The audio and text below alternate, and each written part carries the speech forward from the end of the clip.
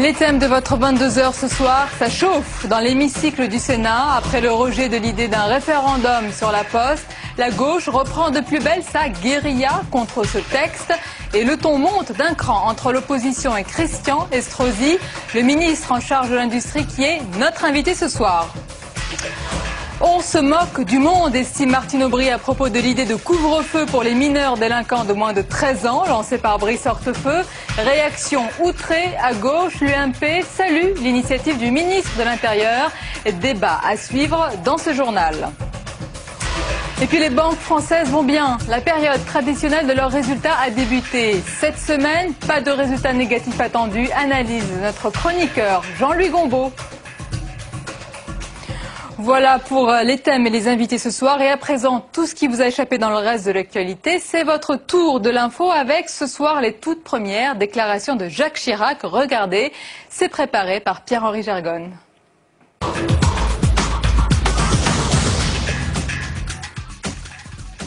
Jacques Chirac publie ses mémoires et il parle ce soir. Première déclaration de l'ancien président après son renvoi en correctionnel. Il ira lui-même s'expliquer devant le tribunal, dit-il au micro d'Europe 1, avec sérénité et détermination. La juge, Madame Simeoni, a estimé devoir me renvoyer devant le tribunal correctionnel. J'ai simplement pris acte de sa décision, même si naturellement je conteste ses analyses ou son analyse. J'irai donc tout naturellement, comme tout citoyen a le devoir de le faire, m'expliquer devant le tribunal, et ceci, croyez-le bien, avec sérénité et détermination, car je n'ai rien à me reprocher. Le parquet ne fera pas appel du renvoi de Jacques Chirac au tribunal. Contre vents et marées, Jean-Pierre Raffarin et les sénateurs rebelles persistent dans leur volonté de clarifier la très critiquée réforme de la taxe professionnelle. Sa rencontre aujourd'hui avec Christine Lagarde n'a pas vraiment convaincu l'ancien Premier ministre. À l'évidence, le compte n'y est toujours pas pour le sénateur de la Vienne. Nous avons pris rendez-vous pour d'autres réunions.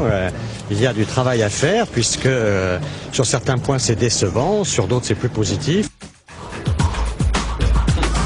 Il veut rassembler, il veut fédérer et en sortir du carcan des partis. Robert Rue lance le MUP, le mouvement unitaire progressiste. Objectif de l'ex numéro 1 du Parti communiste, rassembler à gauche dès le premier tour des régionales de mars prochain. Et justement, les régionales, les dernières du genre, Alain Marlex a dévoilé la date du prochain scrutin régional. Ces élections auront lieu les 14 et 21 mars 2010. Passé cette date, les élus des régions seront remplacés par les élus territoriaux. Ils représenteront alors les régions et les départements.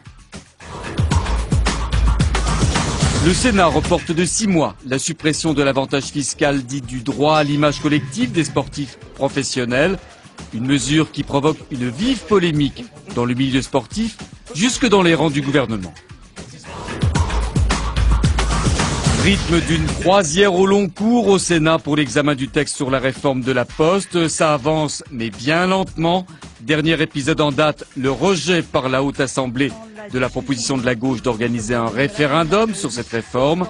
Aujourd'hui, Christian Estrosi, représenté dans l'hémicycle du gouvernement, le ministre chargé de l'industrie. Et ce soir, l'invité du 22h.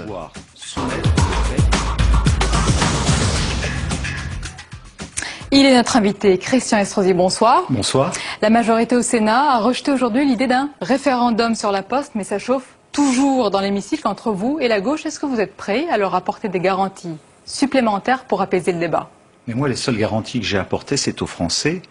C'est aux Français qui sont si attachés à cette grande administration, à ce grand service public qui, depuis si longtemps, est dans nos consciences collectives.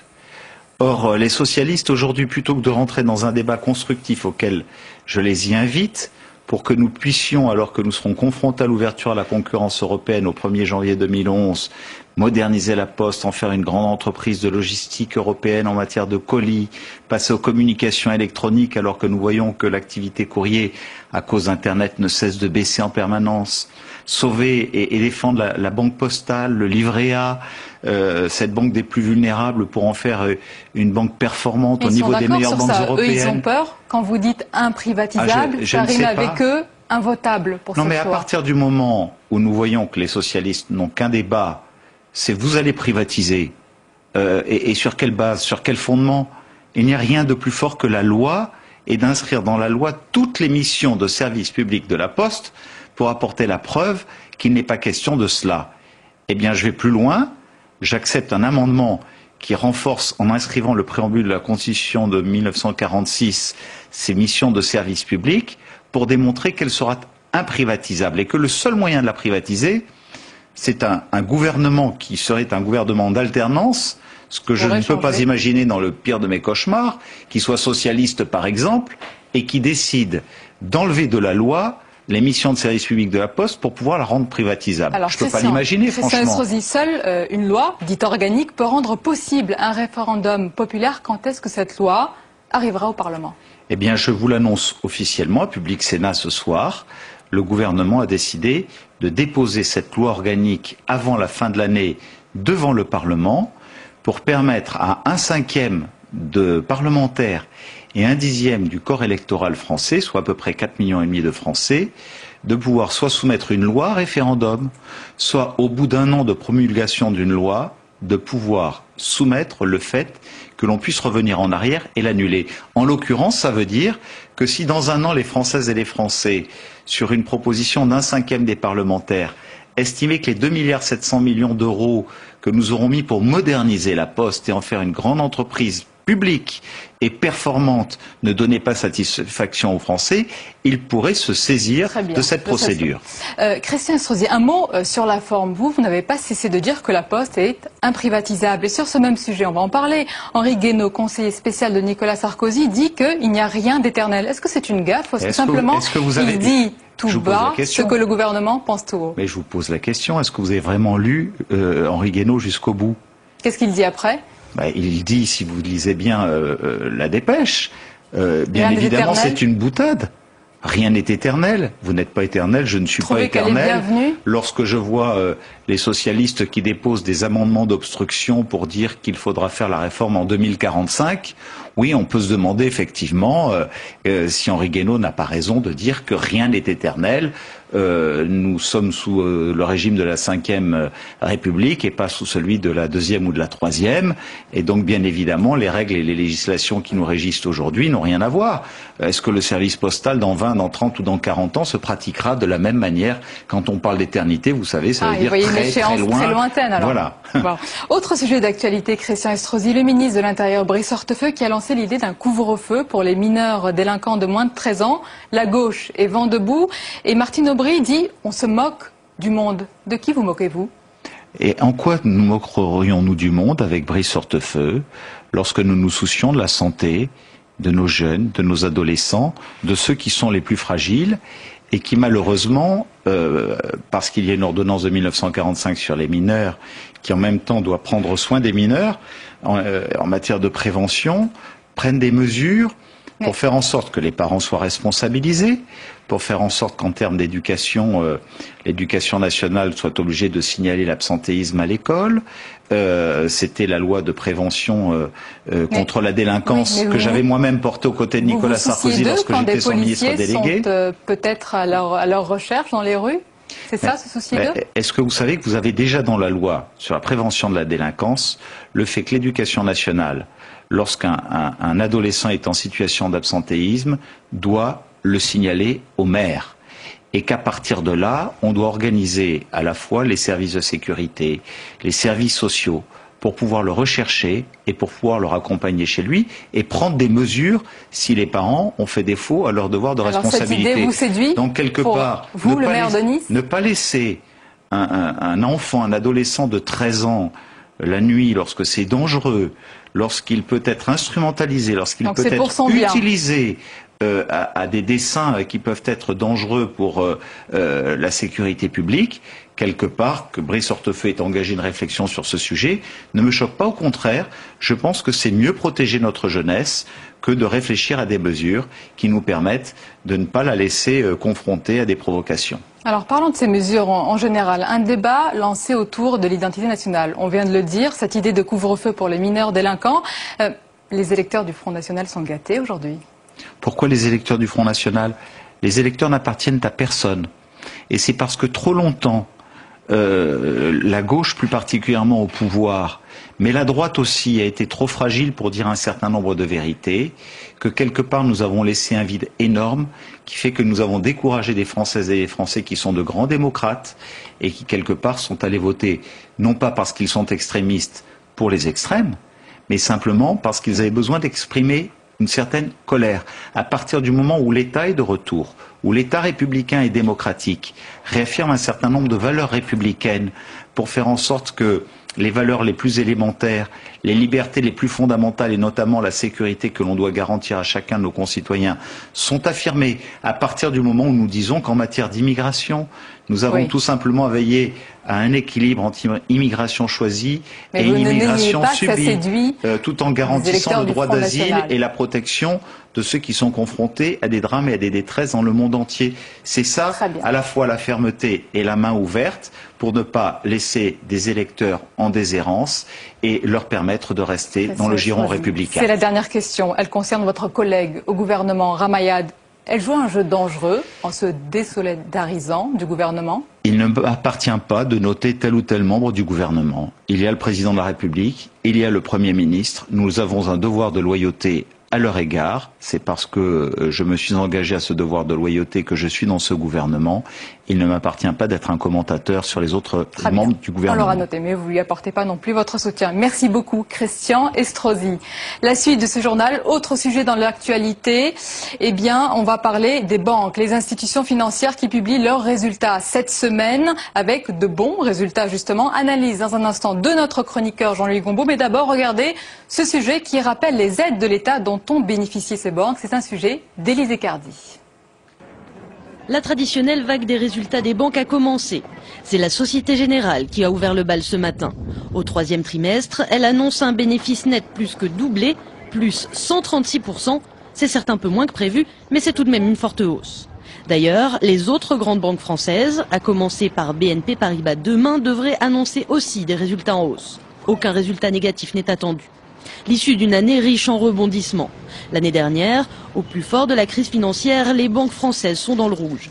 L'État vole à leur secours, 10 milliards d'euros leur sont accordés dans le cadre du grand plan de soutien au secteur bancaire. Les banques retrouvent la santé et leurs habitudes. Les bonus accordés aux traders et à leurs patrons font bondir l'opinion publique et agacent le chef de l'État. Mais la liberté a un prix. La BNP a été la première à rembourser sa part du prêt public, qui par ailleurs a rapporté plus de 700 millions d'euros d'intérêts à l'État. 4 autres grandes banques avaient suivi le mouvement, pressées de retrouver leur indépendance vis-à-vis de l'État et de gérer leurs affaires à leur manière. La vague traditionnelle des résultats des banques a donc débuté ce matin avec la Société Générale et elle se poursuit, vous venez de le voir, demain avec BNP Paribas et les profits apparemment sont en rendez-vous. On en parle avec vous, Jean-Louis Gombaud, bonsoir. Bonsoir Sonia. On se souvient il y a encore quelques mois que l'État français volait au secours de ces banques avec ces résultats qui sont bons. Est-ce que ça veut dire qu'elles sont sorties d'affaires?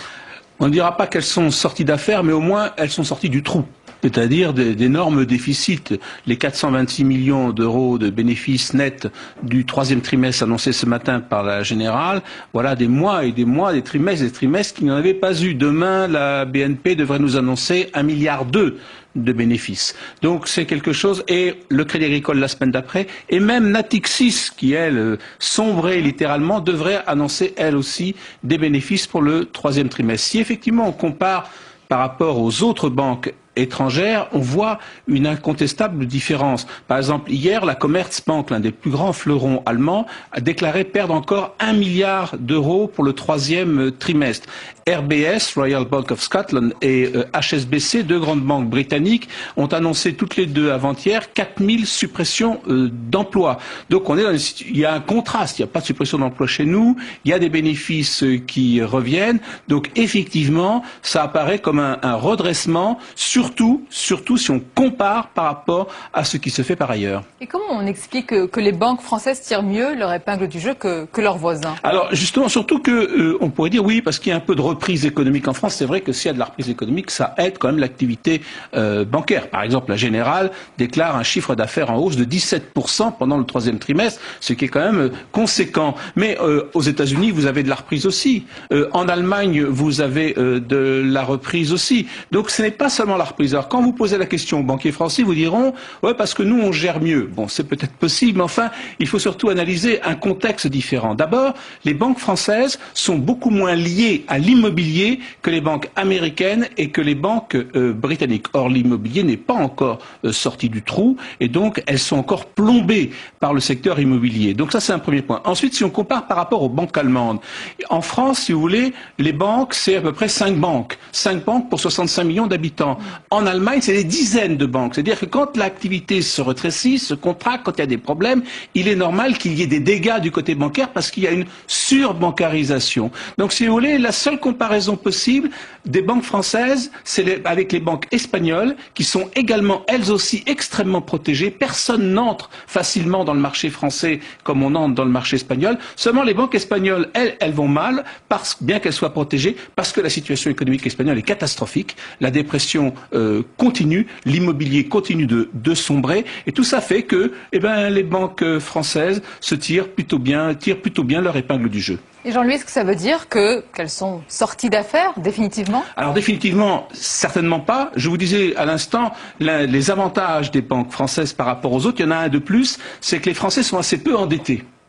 Par rapport aux Anglais, par rapport aux Américains, par rapport aux Espagnols. Il y a peu de dettes. Donc, mais si la conjoncture ne s'améliore pas sensiblement, le problème d'insolvabilité des ménages français et des entreprises françaises va se poser. Donc, il faut absolument que la croissance économique continue pour que les banques continuent d'aller mieux. Et ça, ce n'est pas joué d'avance. Par ailleurs, si vous regardez les situations des banques, il y a des contrastes. La Générale, bon, ça va pas mal, mais enfin, 426 millions d'euros, c'est pas quand même fantastique.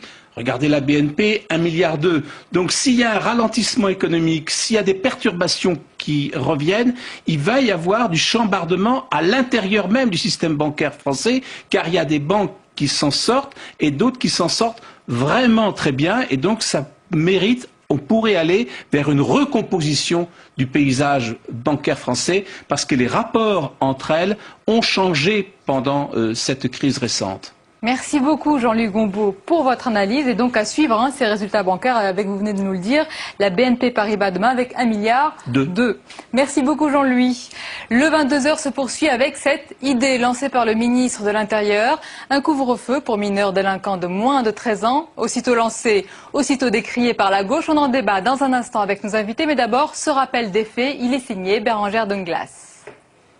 Distinguer le soir dans la rue les mineurs délinquants de moins de 13 ans des autres mineurs, pour les syndicats de police, l'idée de Brice Hortefeux est inapplicable.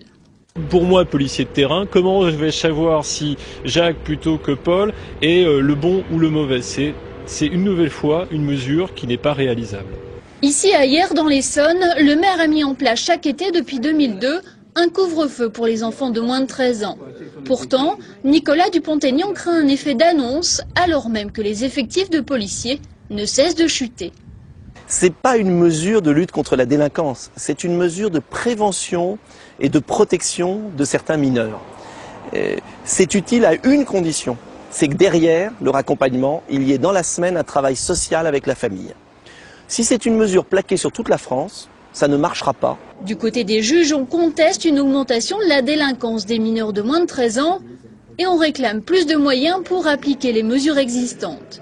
Si on a des jeunes de moins de 13 ans qui sont dans la rue après 22 heures, c'est effectivement un problème, et c'est un problème éducatif, c'est un problème familial.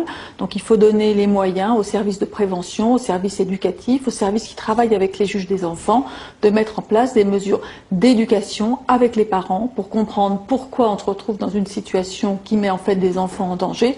Écran de fumée pour le FN, irresponsable pour les Verts et non-assistance à personne en danger pour Martine Aubry. Brice Hortefeux voulait tester le retentissement de la mesure. Il est servi.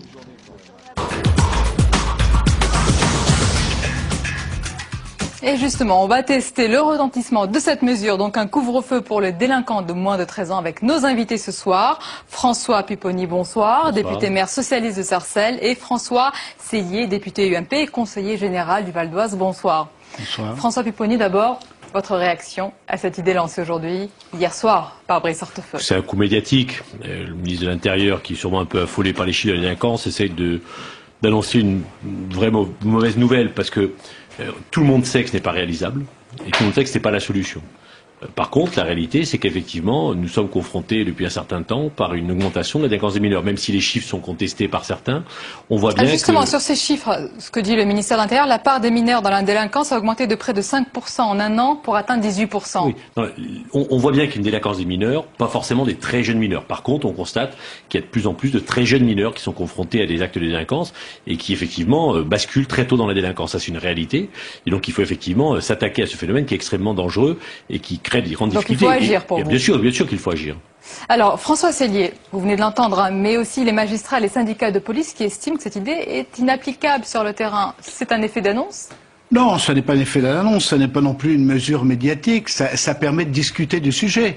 D'ailleurs, notre présence à François Pupponi et à moi-même montre qu'il y a intérêt à discuter de cette question dans la mesure où nous constatons, moi j'ai été maire pendant 18 ans d'une commune du Val d'Oise, et nous avons constaté qu'effectivement, et François l'a constaté lui-même, qu'effectivement il y avait un vrai problème avec des mineurs qu'on retrouvait la nuit dans les rues, que la solution envisagée proposé par le ministre mérite d'être étudié sérieusement et peut-être voir de quelle manière on peut appuyer un peu plus sur les questions de prévention.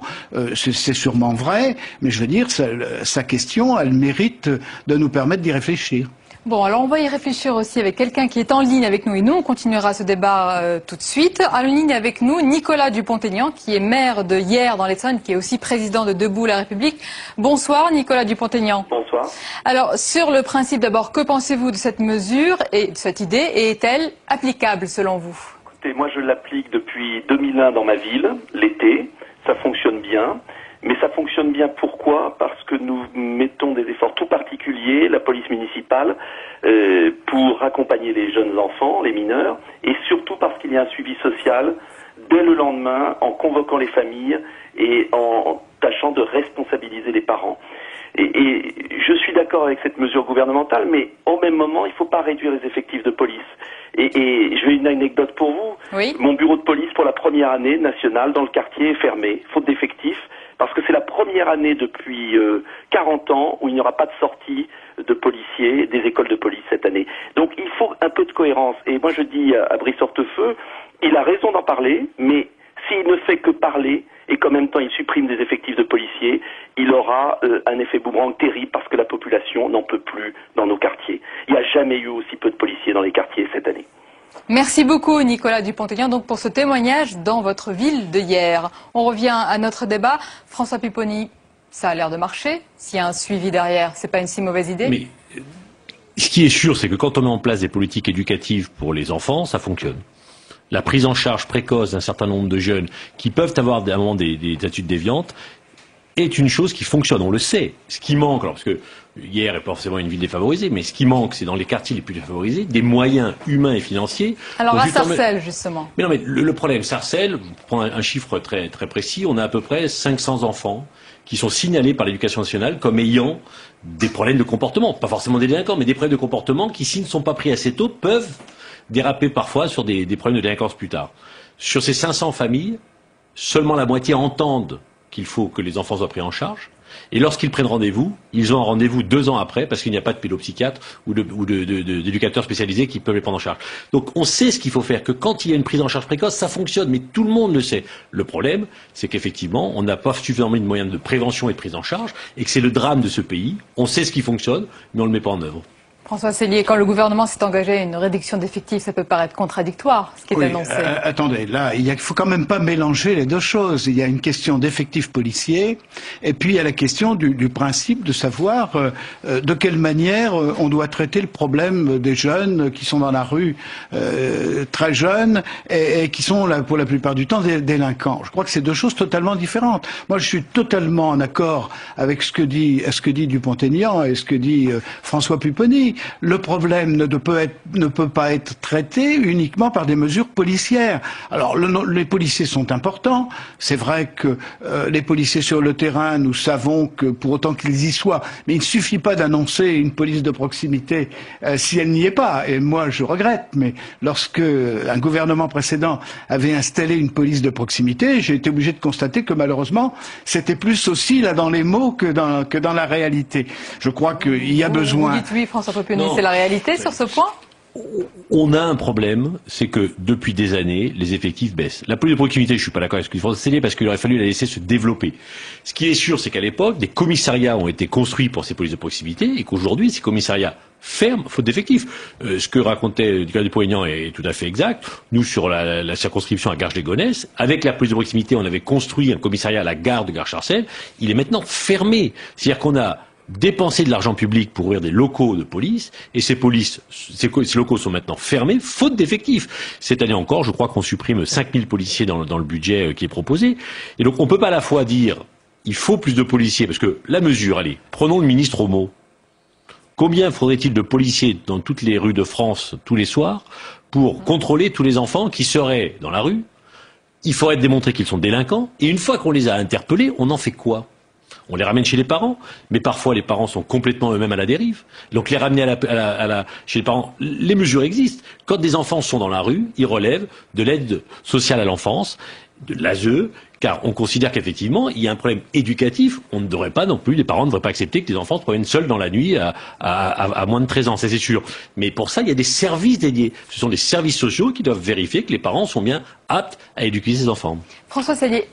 On va aller sur un aspect, si vous voulez bien, un peu plus politique sur toutes ces mesures. On a l'impression qu'il y a un tour de vis du gouvernement avec l'identité nationale, le débat qui est lancé avec cette mesure sur les délinquants de moins de 13 ans à l'approche des régionales. Non, écoutez, c'est le procès habituel que nous fait la gauche. Je veux dire, à chaque fois que l'on discute d'un problème, c'est toujours présenté comme étant un moyen de détourner d'objectifs plus précis. Je crois que il faut. D'ailleurs, nous sommes contraints, pratiquement, de débattre entre nous, puisque malheureusement, je suis un petit peu plus politique que tout à l'heure. Malheureusement, souvent, la gauche elle-même n'est pas susceptible de nous proposer des projets de débat. Alors, nous ne demandons pas mieux que de discuter sur des propositions qui sont faites par la gauche. Là, il y a une proposition qui est faite par le ministre Hortefeux. Nous savons tous que, de toute façon, il y a un problème dans certaines villes d'effectifs de police, comme il y a peut-être des effectifs de police qui sont trop nombreux sur d'autres territoires. Tout ça, il ne faut pas tout mélanger. C'est le mot de la fin, En 7 ans, il y a eu 12 textes sur la sécurité. Il y a 2 mois à l'Assemblée, nous discutons du phénomène des bandes. On devait éradiquer les bandes. Tous les 2 mois, on nous sort une nouvelle idée, un nouveau projet, parce que je pense que le constat, c'est qu'aujourd'hui, ce gouvernement a échoué dans le domaine de la sécurité, contrairement à toutes les promesses, et que devant cet échec, ils essayent, encore une fois, d'alimenter l'opinion avec des mesures. Et donc, ce qui nous intéresse maintenant, ce sont des résultats concrets. Merci messieurs, c'est la fin de ce débat et c'est aussi la fin de cette tranche d'actualité de ce 22h. Restez avec nous. Tout de suite, leader, l'invité cette semaine, eh bien c'est Mercedes Serra, PDG du groupe Euro RSCG Worldwide. Très très bonne soirée à vous.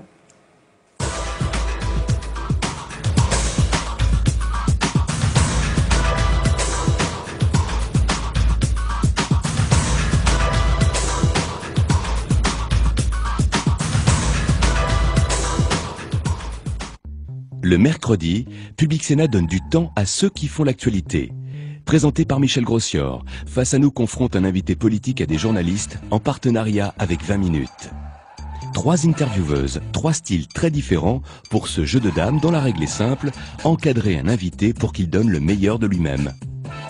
Leaders, l'économie par ceux qui la font est le nouveau rendez-vous de l'économie animé par Gérard Bonos en partenariat avec Les Échos. Les mercredis rencontres, c'est sur Public Sénat à 18h30 et 22h30.